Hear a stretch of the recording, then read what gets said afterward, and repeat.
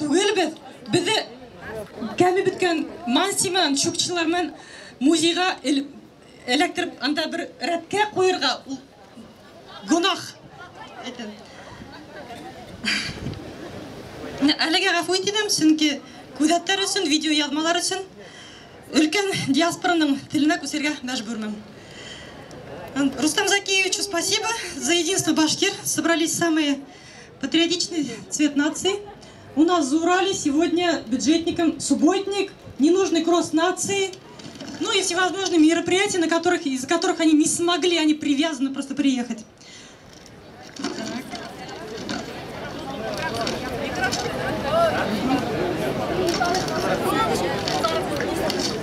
При этом активных башкортостанцев, Рустам Закиевичу спасибо сказали, да, при этом активных башкортостанцев осознанно обзывает неподобающим высокого ранга руководителя, назначенного Москвой, словами, что ходит в интернете.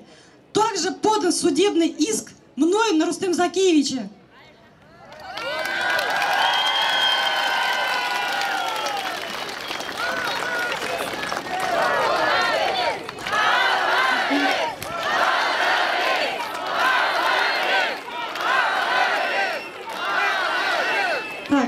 Сокращение часов башкирского языка – это унижение башкирского народа. Хамитов действует по принципу Порошенко, лично дестабилизируя регион.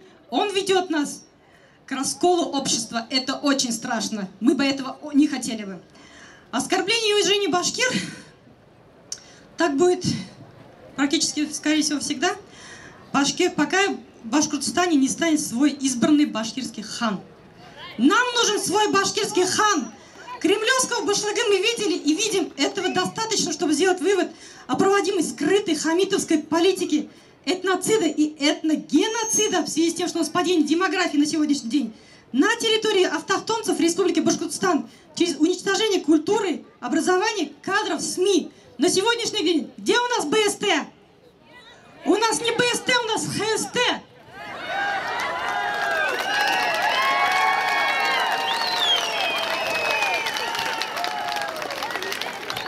Считаю правильным пересмотр истории исторического Башкортостана вхождения в Россию. Для коренных народов с момента освоения Поволжья и Урала история носит характер двойных стандартов. Двойные стандарты, которые ведут к недопониманию между народами и перерастает в скрытый шовинизм, который недопустим на территории Российской Федерации. Нас очень много. Следующим